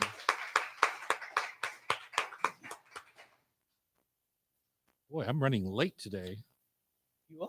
And we have an event here, so I'm sure they're getting anxious. What time is our event today? Oh, it's 1? Okay. We're fine then. That's what they're not. They That's would why be- they're not yelling at me I know. already. So, what do you guys think on the onion burger? We should steal part of the concept and rename it the Tom and Terry burger. Yeah, the TNT. TNT. Yeah. Yeah, why not? Exactly. Get a new, give Vidalia and Walla Walla Onion a run for their money. Prosper Patty. The PP. No, that doesn't sound good. Okay, we're all tied up in knots over this burger. Well, let's move on. On Cairo Radio, it's the Hot Stove Society Show. There's been a lot of chatter about the Oklahoma onion burger. Chef, I think we need to steal the concept and kind of rename it. We have Prosper Patty Burger right now. We've Yeah. got the TNT Walla burger. Walla TNT Walla Walla Sweet Burger. That's definitely getting a lawsuit. Anyway, we love the concept. Moving on to something new. So we opened Palace Kitchen. We just had our 3-month anniversary of being open. And I've been there twice already. Have you? Yes. That's more than you were there in the 30 years it Oh, was hell open prior no. to that. My kids, when they were about 10, 8, 7, different age, they would walk into the palace and walk straight in without, how kids do that. They just bypass the hostess. They don't really get the concept and you have to stop. We know They- how your kids did they that. ju- Our they kids, just walk our in, kids didn't do that. Walk in and go into a booth and I'd be like, whoa, where are you guys going? We're going to a table. I mean, that's how often we went That's to the nice. palace. That's sweet. It's nice when the kids do that, and it's not nice, but it's kind of endearing to see that. Well, the pandemic affected everybody. Sure. And we were lucky enough to be on the end of some government relief, which helped us kind of stay in touch with our businesses. Uh-huh. And many people. I mean, I can't tell you every business that I can think of that people I've talked to that you didn't expect, like a car dealership or Right. like an accounting firm, or lots and lots of people got government relief. And so without it, we would not be open to this day. We would have our building that course. we owned in Ballard, and we would have our one restaurant. So that's been something that was unexpected, but it's been fantastic for us. But at the same time, we've been dealing with all the time that the restaurants were closed, the time that we could open and could not open, and now the staffing issues, whereas you can't find the correct team or a nice match in a team, all that sort of thing. But things finally came together 39 months after we closed for the Palace Kitchen. Wow. 39 months later, we finally got reopened. And we still have a business across the street from there, the Cantina Lenya, that's still closed. Right. The ballroom still closed, blah, blah, blah. Very exciting Very. to kind of get this thing up and going, but wasn't sure how it would go. You just never know. No, you never know. And of course, we got, we had, when we closed the Palace 39 months prior, we had our whole team disappeared, right? They all went to get other jobs. They went on unemployment. They just moved on with their lives. Our favorite waitress there moved to California. like we couldn't even possibly have her Right. anymore, you know. Right, So right. so I wasn't sure how it was going to go, and we hired a general manager. Her name is Kristen, and her thing to us was, "This is my dream job. The Palace Kitchen was my dream restaurant. This is where I spent time with my husband and dated there, and blah blah. This is the place I've always wanted to work." You gotta love that. You can't So wish for she anybody had better. never worked with us before. She had some good pedigree with other restaurant groups around town, but this was music to our ears to find a GM that kind of had that passion for what Right. the Palace is. Because Palace is a little bit different, right? It was open late. Right. There's not too many restaurants open till midnight for dinner, Right. and blah blah blah. So there's our leadership. Things just kind of worked from there. Right. Chef Ron from the Carlisle Room came over, and he became the chef and hired a team. We have Mark on the grill, who was at the Palace years and years and years ago. Said it was the only cooking job he would take again. You know, we just had some people very passionate about the project, Right. and that's what a restaurant is, right? You know, Exactly. it's a project. Everyone, I don't care how many you could You open, start 30. you start with your soul, and then you want to hope everybody gets in on board Yeah, with it. yeah. You know, and, it's like you have a mission, you have some parameters, you want to give people room to breathe at the same time. Yeah. To do things their way, but it's within the big way, and it's important everybody clicks the same way. right. It feels the same way about the space because So we hired her about 3 months before we opened. So she got in there. She got the place just tidied up, spick and span. We remodeled this and that, as we have with all of our joints as we reopened. And opening night, it's here, right? 3 months ago, and it was teary. We were all in tears. We just couldn't even believe it. I've been walking by that space for 39 months, looking at this shell of a restaurant that still had the bones of what was one of my favorite of my joints because of the late night activity and the style of food and blah blah blah. And yet it was just sitting there barren for 39 months, right in my neighborhood, right on my walk from my car to whatever. So here we're open. It's unbelievable, right? We just can't even believe it's happening. And all of a sudden, we're getting these calls the week before we open saying, we have to have, just like your kids, we want the seats at the bar by the kitchen on the right-hand side of the Right. restaurant. We want the booth in the front window. We want to be able to sit underneath the Palace Kitchen sign in that corner. There's the two of us. It's where we always had our dinner when we were dating, right? We want that oval table at the center because after work, we would always come for happy hour, and that's Yep. where we met. Meet me at the Palace, table 8. You know, unbelievable. success. Well, that's not success, right? You know, No, it's that's success from that the is past. that's emotional success, Right. and that is terrific. Yeah. It's fantastic. You can't wish for a better response when you have a business. And of that's any before kind. we opened. That Yeah. was the response before we opened. Yeah. Then you're nervous because memories often fool you into something, because when you're sitting there having dinner with somebody you're dating and you're excited and you're wondering, is this the one, and blah blah blah, it changes how your food tastes. Yes. It changes how you interact with the And server. 5 years later, it tastes different. Well, it can. That's my point. You know, it changes how you interact with your server. Maybe the server was part of the plan to get you a secret ring. You Yeah. ask somebody Yeah. to marry you at that table. It just changes. So course. you're nervous about expectation. So here we are at the Palace. We're opening night. We've got all these people coming in that have this image of what the Palace is and was. And I was freaking out, just wondering if we were going to be able to meet what people's memories had in their mind, you know, about what they loved about the Palace. And it makes me teary now when I'm even talking about it. But the amount of people that just were overwhelmed by the reopening, Right. and what restaurants can be. And you and I both know when COVID happened, we weren't sure what was going to happen. Nobody knew what was going to happen. But one of the things that was quickly noticeable was that people really missed restaurants. Yeah. Mine, yours, Yeah. everyone's favorite little restaurant, hole in the wall, big fancy. They missed the restaurants. Yeah.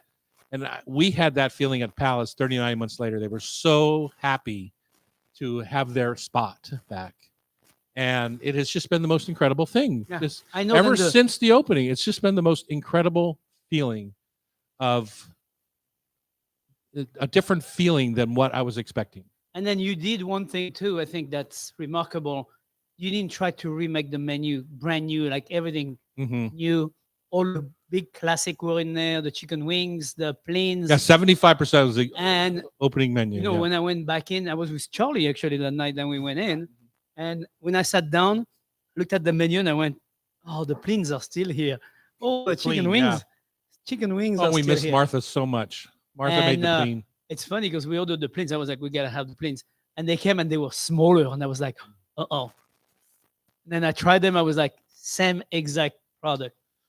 Yeah, they're a little smaller, and that varies on who's making them because some Yeah. people are more dexterous than others. Of course, if I was Uh, making them, they'd be this big, as in giant.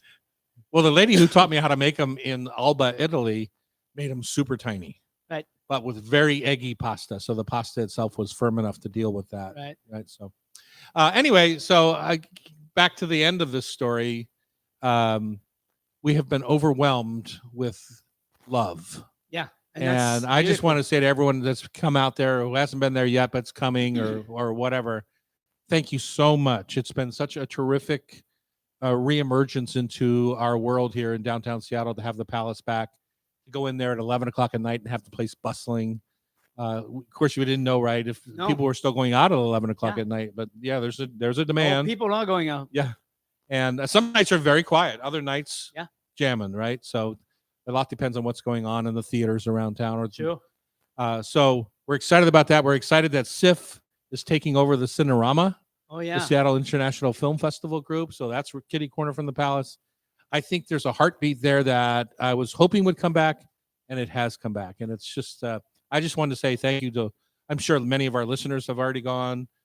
Some are planning to go. You know, some don't even know it reopened. Right. As you told me, I know you need to make sure you keep pushing that name because every week I talk to somebody and tell them how great it was after reopening, and they're like, "My God, it's reopened! I need to go there." So yeah, it's just super fun, and I'm super thankful. And thanks to everyone who's come and been part of our reemergence into the Seattle restaurant scene. That's what I have to say about Palace I Kitchen must say Joy. it is an incredible soul place in the city. Oh, thank you. It is a great place. And Jennifer, came in. I think she was there the night you were there. The woman who painted the big mural. Oh yeah, on yeah, the- she was there. Yeah. she was bawling. Oh, She yeah. was so excited Yeah. to be back and see her painting in the light that it's It supposed is to a, be it in. is a serious art piece. Yeah, it's big. 30 feet long, 8 feet tall. Yeah. Yeah, it's big. Up next, it's Rub with Love, Food for Thought, Tasty Trivia. You're listening to us on Cairo Radio, 97.3 FM. All right. Exactly. And vice versa. Yeah. Yeah. Yeah. It's well, for the first year and a half that I was walking by that empty shell, there were tents in front and lots of struggles going on, I don't blame people for looking for shelter on wherever they can find it. So tents don't bother me. It's just not a good place to try and run a restaurant Yeah. with a tent in front of your window.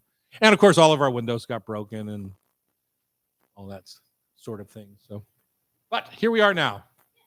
Exactly. Here we are now. Feels good restaurant, definitely. Love that place.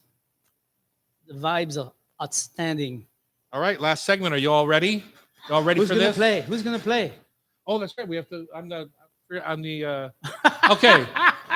Anybody want to jump in and be part of our trivia? All right. I need one more. Okay, there we go. You're done. You'll Hey, see. So next time you're here, you'll you need see. to come over here on the mic. You're not escaping the mic. So Liz, if you want next week, you can come down and be this person here. I don't know if you like coming downtown or not, but if you want, you could be the one that does what I do today. See what I do. This is exactly what I said I didn't want to do. So make sure when you get close to the mic, very close, say something. What's your name? Hello, Jenny. That Jenny. work? Nice. Yes. You hear the voice? Yeah, I can hear it. So if you back up, you don't hear it. But if Okay. you get You're like close, this? Okay. You're like this? Or you're like this? I can. You want to be like I can this. hear it. stay close to the mic. Okay. All right. know what they say in the business? Make love to the Oh, mic. sorry, you said your name? Jenny. Jenny. And what is your name? Monica. Monica. Okay. You guys ever played this game before? No. You guys ever listened to the show before? Yeah. Yeah. You know what we're talking about? No. Best Well, out of just 5. watch what we do with Chef Terry, and then you'll know. Yeah, exactly. All right, thank you. Oh, very Tracy. clever. Tracy's thinking. Somebody. I thought you were to be in a food coma right now, Tracy, with a chocolate croissant and. Right. Hey, Chef. Last week when I did this, I didn't realize that these questions were ranked easiest to hardest. So we got all easy ones last week. Remember, you got 5 for 5 last That's right. week. Matter of fact, I think we had the first. So what happened Perfect. this week? We had the first perfect round. So this So week. this time of my 400 questions, I'm starting a little further down the path. Oh man, they all figure it out eventually. Exactly. Okay.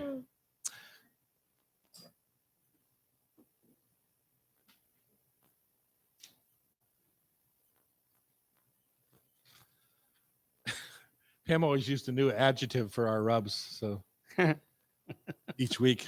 All right, here we are. It's the final segment today of the Hot Stove Society radio show here at the Hotel Andra in downtown Seattle. Every Thursday. Come down, do a little staycation with us sometime, and stay in Yeah. the hotel, eat breakfast at eat breakfast here with the Right. radio show, and then maybe go have a little pizza at Serious Pie across the street for lunch. It's a fun little weekend jaunt here in the city. I have to collect myself after my Palace Kitchen joy. Rub with Love Food for Thought Tasty Trivia is brought to you, of course, by Rub with Love Spice Rubs and Sauces, sold right here in our very own cooking school down in the market at the Seatown restaurant. It is a dexterous line of rubs and sauces that will open your options for creating new flavor profiles across whatever it is that you want to put them on. So the salmon rub works on chicken rub works on steak. You can whatever it is that you like, the flavor profile that you like. You can find us in 5,000 retail locations across the country in Canada and locally, met markets, some thriftways, some PCCs. You know, there's all over the place. Everywhere. Everywhere. We love it. Number 1 selling salmon rub in the world. Thank you very much. Love it. And with every jar you buy, you make a little donation to the Alaska Wild Salmon Fund. So Oh wow. Nice. let's see. We have 2 audience members. Monica and Jennifer have been either volunteered or been volunteered. Tracy volunteered you pretty quickly. Yep. Yeah, and you don't even know her. Thanks, Tracy. And then Chef Terry, of course, is going to play. And as long as I'm the producer for the time being, I'll be the announcer. All right. Okay. So best out of 5, and the winner gets, or you guys The get. winner gets a stroll through our gift shop here of any 3 spice rubs that suit your fancy. So on the red box over there, you'll see all the different flavor profiles, and you can make your choice from there. I will warn you, the jerk rub that Trey Lamont and we did for Spicy. us, it's spicy. Yeah. It's got some kick to it. You ready? Ready. All right. I'll Remember, start. right up next to the mic. Ready or I'll not? start. Chef, you're going to start? All right. Yeah. I've got some seriously hard questions for you today, Chef. Oh dang. Remember, Pam used to just always. She Whatever. give Hard to us and easy to the What's the listener. 6-letter name for the Vietnamese single-serving sandwich, usually served on baguette? Banh mi. Banh mi. No, that's not you. That's me. Monica is I ready. know it. Not you. Not yet. That is good. You said Monica. the same thing I said. You almost gave your opponent a Oh, win there, Okay. but he knew it already. We all have a turn. All right. Sticking with the meat term, what is the term for a sweet pie of British origin, often filled with a mixture of dried fruits and spices, referred to as meat? The pie is Pie. traditionally served during the Christmas season and was once known as mutton pie. Yeah, it's a meat pie. Mincemeat. Meat pie. Oh, that's a wrong, Chef. What do you mean? It's not the name? Mincemeat. Oh, meat. A meat pie could be an Australian lamb True, pie. True. It's minced. Yeah. I had to say minced. Thank All God. right, ready she for number almost said 3? it before me You're also. keeping score, right? So you're I am you've keeping got score. one yes and one no. That's correct. Lactobacillus Bless you. delbrueckii and Streptococcus thermophilus are two of the most common bacteria used for creating what grocery store staple, which skyrocketed in popularity in the 2000s in the U.S. It's rocketed. I was going to say. Skyrocketed means it I was going got to say. very I was going popular. to say yogurt, but if it rocketed in 2000, that was way before that. So, in 2000, Confidence, chef, confidence. yogurt is what I'm You are gonna say. correct, sir. You are correct. It Nice job. rocketed in It must be my 2000? pronunciation of the bacteria that Yes. puts you over the top. Yeah. In 2004, New York City took legal action against vendors at the Ecuadorian festival to prevent them from selling the meat of which animal? Wow, we are in a meat central here. Llama. The animal belongs to the order of Rodentia and is a relatively common pet in household America. Oh yes. No, I no. think It's we've had the, this one before. the guinea pig. The guinea pig, exactly. Nice job. I'm going to move on to another page here. These are too easy for you. Oh my god. How many do you have? I have 3 out of 4. 3 out of 4. So one more for you. Let's see. Declared by medical device manufacturers in each market where they plan to sell a new product, the intellectual property acronym FTO stands for Freedom to what? Ooh, this is hard. Others. Freedom to operate. Yeah. Others was good. Okay. All right. You're 3 out good. of 5. Okay, Jennifer, Monica, who's going next? Oh, I am. Jennifer's going. Jennifer wants to do it. Jennifer, get right up She's to like, that she can't microphone. wait. Do you like box mix cakes? Sure. Sure, why not? I try to make it from Is this, scratch. is but- this a present? Or am I making it? Now owned by Conagra Foods, what brand of cake mixes, pies, fillings, and other sweet treats is named after a man who was born in Bowling Green, Kentucky in 1880? Duncan Hines? Oh my What? goodness, you are killing it She's on already. the top of it. Wow. I have to turn back to the Yeah, go to the next page. Make it harder. Okay.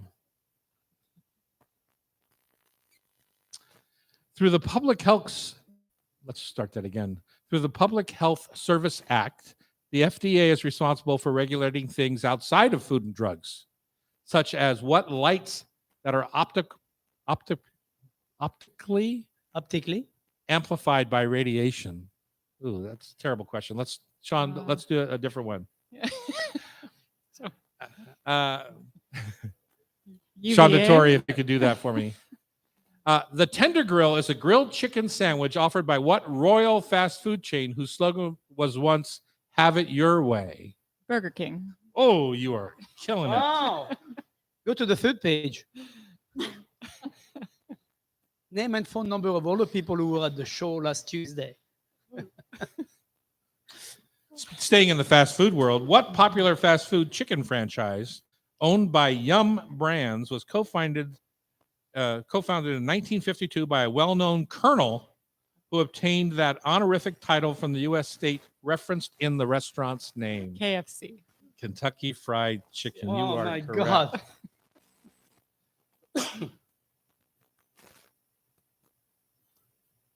Are you a really trashy eater?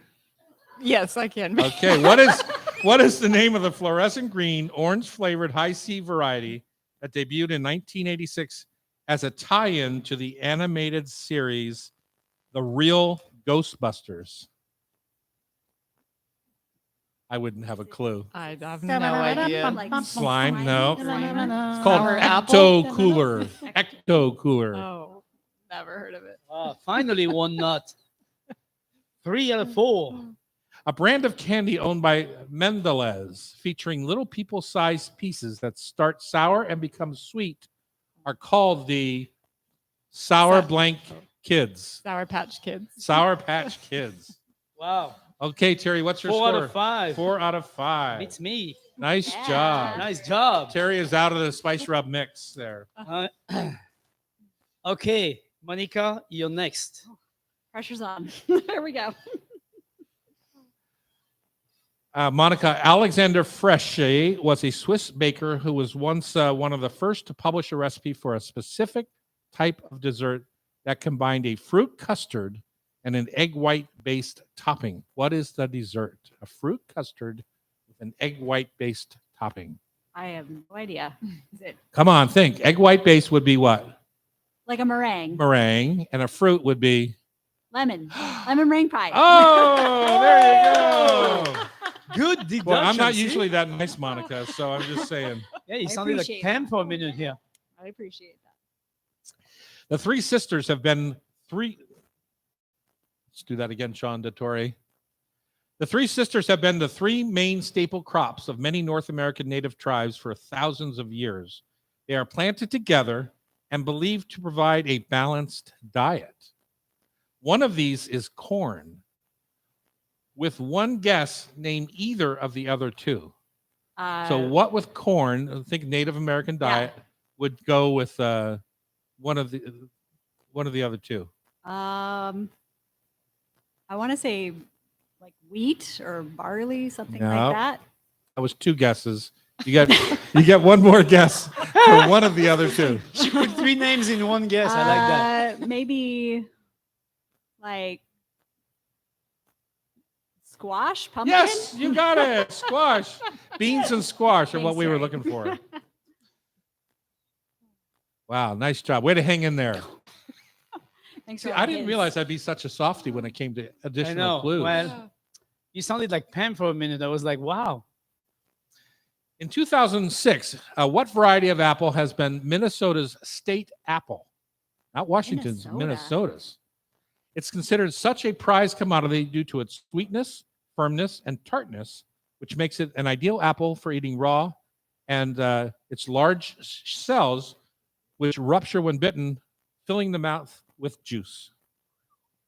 That was a hard one, huh? So what type of apple? There's a million types of apple. I will tell know. you that it's become very popular in Washington state, too. Because, apples are Um, hybrid. They're kind of bred to be what Oh, you want them to honey. be. I Come mean, on, what I is feel it? like it could be any kind. Maybe I can say my favorite. Okay. Jazz apple. Jazz. Jazz is incorrect. They were looking for the word Honeycrisp. Okay. Now, Jazz is correct that it's your favorite apple, but it's Monica, incorrect for what I was Monica, I looking for. tried to help you. I went like, oh, honey. Oh man, I didn't hear you. I will pay more attention. Terry. Ready? What is she? What's her 2 out of score? 3. 2 out of 3? 2 more questions. The International Museum of Surgical Science in Chicago serves as a macabre dedication to the art of cutting people open. So, surgical museum. It's a matter of fact, it holds the Surgeons Hall of Fame. Included in the museum's archives are letters and journals from what famous. Just can't What talk. famous surgeon?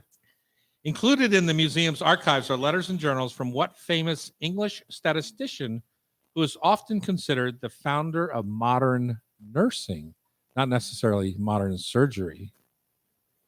My grandmother shares her first name. So does a city in Italy. Yeah, take a guess. You know it. A city in Italy. Yeah, you know it. It's a very popular city. Don't you hate when people say you know it and you can't She was remember? just in Italy last week. All Where was she there? I right. was in Italy. You were there? Yes. Were you not sitting? Well, it was so hot you forgot. Yeah, seriously. Florence Nightingale. Ah, Florence Nightingale. Nightingale. All right. She got so far 2 out of 4. 2 out of 4. You need one more question. The good news Not is, important. Monica, you're bringing up the rear. A leafy vegetable native to the Mediterranean, along with the other cabbage species, began to appear in Northern Europe during the 5th century, and a few hundred years later became closely associated with a major European city on the River Seine. Today, it also might be the headquarters of the Euro. Today, their name continues to reference that city. What is this vegetable? Um, I gave you a really good hint. Yeah. What's the capital of EU? capital of the EU. You were in Italy last week, right? Yeah. Yeah, okay. You were not far. She was drinking What wine. country is I the don't headquarters know. of EU? Is it? I don't know. I'm How about drawing blank the because you guys are all Brussels looking sprout? at me. Ah, yes, The Brussels, Brussels sprout. sprout. Okay, Monica, you're no trip for you. No. 2 out of No 5. trip through the gift shop for you. Jennifer, congratulations on the win. Congratulations. If you want to be like Jennifer and be a winner, you can come be part of the show at hotstovesociety.com, or you can watch us on YouTube live at Tom Douglas and Co. It's just $25 if you want to come join us. It's cheap at half the price. And it's fun. Exactly. The show is produced by Tom Douglas and Liz. Sean McFadden is our technical wizard, and our talented editor, who's really going to clean up that tasty trivia segment, is Sean DeTore. Remember, if you missed any episode of our Hot Stove Society show on Cairo, you can listen to us via podcast. Just subscribe with your favorite podcast app. Thanks for listening and have a fabulous weekend. Nobody says fabulous like Terry does. All right. Oh, I forgot to do my. What's the answer to that? It was laser.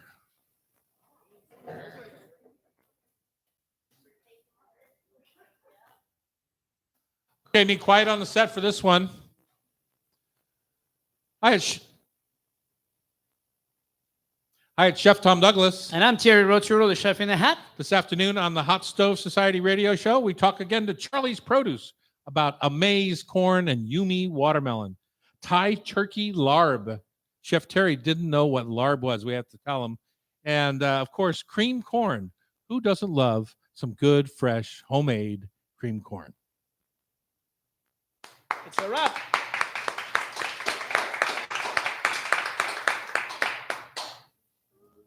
Love that. Like that.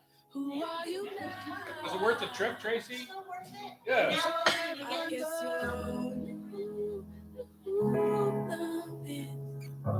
when you bring other people in, I guess you knew let's do trivia, and then you'll know all the you know them all anyway, so.